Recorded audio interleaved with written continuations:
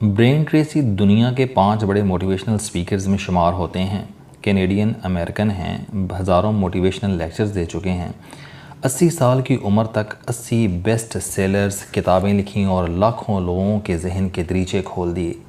Brain Tracy کی ہر کتاب لاجواب ہے، لیکن ایٹ دا فراگ کا کوئی جواب نہیں۔ یہ کتاب سستی جیسی ناقابل علاج بیماری سے متعلق ہے۔ ہم کیونکہ من حیث القوم سستی، بیزاری اور بے عملی کے شکار لوگ ہیں، لہٰذا یہ کتاب پورے پاکستان کو پڑھانی چاہیے، شاید اس سے قوم ایکٹیو ہو جائے۔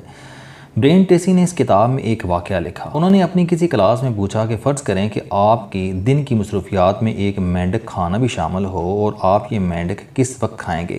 برین ٹریسی کی زیادہ تر طالب علموں کا جواب تھا کہ ہم پہلے چھوٹے چھوٹے کام نپٹائیں گے اور اس کے بعد مینڈک کی طرف توجہ دیں گے۔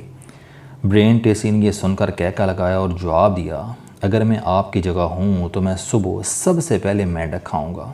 ان کا کہنا تھا کہ ہم میں سے زیادہ تر لوگ پہلے چھوٹے چھوٹے کام کرتے ہیں، ان کاموں کے دوران مینڈک یعنی بڑے کام ان کے ذہن پر سوار رہتے ہیں، انہیں رہ رہ کر مینڈک یاد آتے رہتے ہیں اور ان کی وجہ سے یہ لوگ چھوٹے چھوٹے کام بھی جم کر نہیں کر پاتے، یہ ان سے وہ رزلٹ حاصل نہیں کر پاتے جس کی انہیں توقع ہوتی ہے۔ دوسرا، یہ جب فارغ ہو کر مینڈک کی طرف آتے ہیں تو اس وقت تک مینڈک کا سائز بھی بڑا ہو چکا ہوتا ہے اور ان میں مینڈک کھانے کی توانائی بھی نہیں بچتی، چنانچہ اس دن کا سب سے بڑا اور اہم کام ادھورا رہ جاتا ہے۔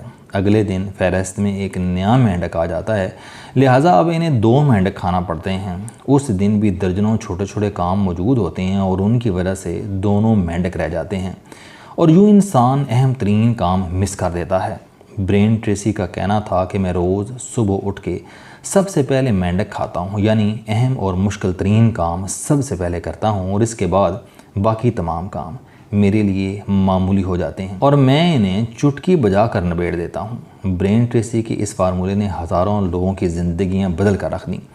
امریکہ اور یورپ کی تمام چھوٹی بڑی کمپنیوں اور سرکاری اداروں میں سب سے پہلے وہ مشکل ترین کام ختم کرنے کی ٹریننگ دی جاتی ہے جس سے ملازمین ڈرتے ہیں یا جن میں انہیں فیل ہونے کا خطرہ ہوتا ہے۔ حکومتوں اور ملکوں کے سربراہوں کو بھی یہ ٹریننگ دی جاتی ہے۔ مثلاً آپ امریکہ کی ہی مثال لیں، امریکہ کے ہر صدر کے پروفائل میں کوئی نہ کوئی مینڈک، مشکل یا ناممکن کام موجود ہے۔ جارج واشنگٹن اپنی دوسری مدت کے بعد رضاکارانہ ریٹائرڈ ہو گیا، جس کے بعد امریکہ میں پرامن ٹرانسفر آف پاور کی روایت شروع ہو گئی۔ جان ایڈمر نے جان مارشل کو چیف جسٹس بنا دیا، جس نے امریکہ میں آزاد اور مضبوط جوڈیشری کی بنیاد رکھی۔ رچرڈ نکسن نے چین کے ساتھ تعلقات استوار کیے۔ جیرالڈ فورڈ نے واٹر گیٹ اسکینڈل اور ویتنام جنگ کے بعد امریکہ کو سنبھالا اور وہ دور سول وار کے بعد امریکہ کا مشکل ترین زمانہ سمجھا جاتا تھا۔ جمی کارٹر نے اسرائیل اور مصر کے درمیان کیمپ ڈیوڈ معاہدہ کرایا۔ رونلڈ ریگن نے امریکہ کو معاشی طور پر ناقابل تسخیر بنا دیا، اس نے افغان جنگ بھی لڑی۔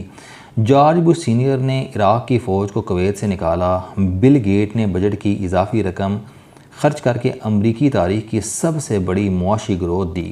سوشل میڈیا اور ای کامرس گروتھ اسی گروتھ کی بائی پروڈکٹ تھیں۔ جارج بش جونیئر نے 9/11 کے بعد امریکہ کو سنبھالا۔ براک اوباما نے اسامہ بن لادن کو تلاش کر کے قتل کیا۔ ڈونلڈ ٹرمپ نے امریکہ میں سفید ووٹ اکٹھا کیا اور جو بائیڈن نے امریکی فوج کو افغانستان سے نکالا۔ یہ طویل ترین فہرست کی چند مثالیں ہیں۔ امریکہ کے 46 صدور میں سے ہر صدر کے کھاتے میں کوئی نہ کوئی فربہ اور پلا ہوا مینڈک موجود ہے اور اس مینڈک نے اسے تاریخ میں ناقابل فراموش ٹائٹل دے دیا۔ ہم اگر اس کلیے کو بزنس اور سائنس میں بھی نافذ کر لیں تو ہمیں پتہ چلے گا کہ دنیا کے تمام بڑے سائنسدانوں نے زندگی میں کوئی نہ کوئی ایک ایسا کارنامہ سر انجام دیا اور اس ایک کارنامے نے پوری دنیا کو تبدیل کر کے رکھ دیا۔ مثلاً ہنری فورڈ نے کار کو عام زندگی کا حصہ بنا دیا، ٹیسلا نے بیٹری کا تحفہ دیا، ایڈیسن کی 1100 ایجادات میں سے سب سے بڑی ایجاد بلب تھا، نیوٹن نے کشش ثقل کا نظریہ پیش کیا، آئنسٹائن نے اضافیت کا نظریہ دیا، مادام کیوری نے تابکاری دریافت کی، الیگزینڈر فلیمنگ نے پینسلین ایجاد کی، بل گیٹس نے کمپیوٹر کو پرسنل بنا دیا اور اسٹیو جابز نے ٹچ اسکرین دی۔ غرض آپ اگر بزنس اور سائنس کی دنیا پر بھی غور کریں تو آپ کو ہر بڑے شخص کے پروفائل میں کوئی ایک بڑا مینڈک نظر آئے گا۔ اس کا ہرگز یہ مطلب نہیں کہ ان لوگوں نے اس کے علاوہ کوئی کام نہیں کیا تھا، بے شک ان لوگوں نے بڑے مینڈکوں کے علاوہ بھی کام کیے، لیکن وہ کام بڑے مینڈکوں کی بائی پروڈکٹس تھے، چنانچہ تاریخ ان کا ذکر سرسری انداز میں کرتی ہے۔ مجھے چند دن قبل وزیر اعلیٰ پنجاب مریم نواز کے حوالے سے ایک اشتہار دیکھنے کا اتفاق ہوا۔ یہ اشتہار مریم نواز کی 100 دن کی کارکردگی سے متعلق تھا اور تمام اخبارات میں شائع ہوا تھا۔ اس اشتہار میں ان 45 کارناموں کا ذکر تھا جو مریم نواز نے 100 دنوں میں سر انجام دیے۔ ان میں مریم کی دستک سے لے کر ماحول دوست بسوں تک 4 درجن منصوبے شامل تھے۔ یہ منصوبے اشتہار کی حد تک بہت خوبصورت دکھائی دیتے ہیں، لیکن ان میں 3 نقائص ہیں۔ ایک یہ کہ تمام منصوبے ابھی صرف شروع ہوئے ہیں یا ان کی پلاننگ شروع ہوئی ہے، یہ پورے نہیں ہوئے، لہٰذا اگر ان کا کوئی جشن ہو سکتا ہے تو وہ ان کی تکمیل کے بعد ہی ممکن ہوگا۔ دوسرا، دنیا میں منصوبے شروع کرنا کوئی کمال نہیں ہوتا، انہیں مکمل کرنا کمال ہوتا ہے۔ عثمان بزدار نے بھی 200 منصوبے شروع کیے تھے، مگر وہ ان میں سے 10% بھی مکمل نہیں کر سکا، اور آج ان کی رخصتی کے 2 برس بعد وہ 10% بھی ختم ہو چکے ہیں۔ تختیاں رہ گئی ہیں، سڑکیں فنا ہو چکی ہیں۔ چنانچہ مریم نواز اپنے دور میں ان میں سے کتنے پروجیکٹ مکمل کر پائیں گی، اس کا جواب یہ بھی نہیں دے سکتی، اور اگر یہ دے دیں تو بھی یہ سوال اپنی جگہ موجود رہے گا کہ ان کے جانے کے بعد ان کے پروجیکٹس میں سے کتنے فیصد قائم اور دائم رہتے ہیں۔ ہم ایک ایسی قوم ہیں جس نے فوج کے علاوہ انگریز دور کی کوئی چیز نہیں چھوڑی، لہٰذا مریم نواز کے 45 منصوبوں کی کیا اوقات ہے؟ اور تیسرا، آپ مریم نواز سے کسی ایک منصوبے کی تفصیل، پائلٹ پروجیکٹ، ضرورت اور معاشرے پر اس کے اثرات کے بارے میں پوچھ لیں، یہ کسی ایک منصوبے پر یونیورسٹی کے طالب علموں اور اساتذہ کو لیکچر نہیں دے سکیں گی۔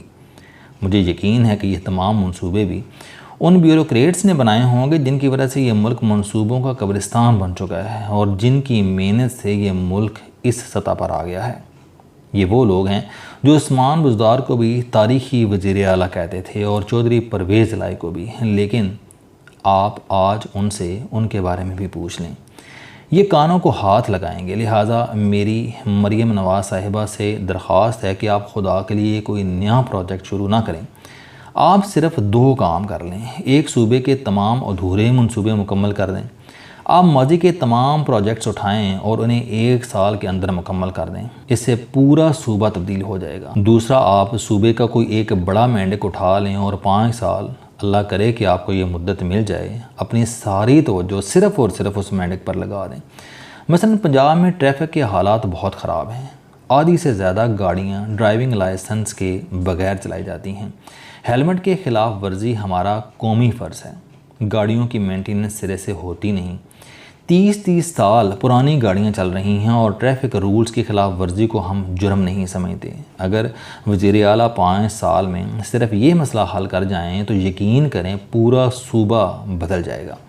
اگر یہ ممکن نہیں تو یہ صرف سرکاری اسکولوں کی حالت بدل دیں، پنجاب کے تمام بچے اسکول پہنچا دیں، سلیبس جدید اور کارآمد بنا دیں اور تمام اسکولوں میں استاد اور بنیادی ضرورتیں پوری کر دیں۔ اور اگر یہ بھی ممکن نہیں تو میڈم چیف منسٹر صرف جی ٹی روڈ کی دونوں سائڈ صاف کر دیں، تمام تجاوزات اور کراسنگ ختم کر دیں اور سڑک کے دائیں بائیں گرین بیلٹ بنوا دیں یا جنگل لگا دیں۔ اگر یہ بھی ممکن نہیں تو یہ صرف پنجاب کو صاف پانی دے دیں، ہر گھر میں پانی دستیاب ہو اور اسے پیا جا سکے۔ آپ یقین کریں ان کا نام تاریخ میں ہمیشہ یاد رکھا جائے گا، ورنہ یہ اگر 45 کے بجائے 445 نئے منصوبے بھی شروع کر دیں تو کوئی فرق نہیں پڑے گا، الٹا قوم کا مزید سرمایہ ضائع ہو جائے گا اور یہ مزید 10 میل پیچھے چلے جائے گی۔ چنانچہ میری درخواست ہے کہ میڈم وزیر اعلیٰ کوئی بڑا مینڈک پکڑیں، اس سے صوبہ بدلے گا۔ 45 نئے پروجیکٹس لانچ کرنے سے کوئی فرق نہیں پڑے گا۔ السلام علیکم، آپ اسٹوڈنٹ ہیں، کوئی جاب کرتے ہیں، کاروبار کرتے ہیں یا پھر آپ گھریلو زندگی گزار رہے ہیں، اگر آپ اپنی زندگی کو بدلنا چاہتے ہیں تو اس چینل علم دوستی پر آپ زندگی میں کامیابی کے لیے جاوید چوہدری صاحب کے موٹیویشنل، سوشل، سیلف ڈسکوری سے ریلیٹڈ اور صحت سے متعلق بے شمار کالم سن سکتے ہیں۔ میرا دعویٰ ہے کہ یہ چینل آپ کی زندگی بدل دے گا۔ اس چینل کا مقصد اچھی باتیں معاشرے میں پھیلانا ہے اور اچھی بات کو دوسروں تک پہنچانا صدقہ جاریہ ہے۔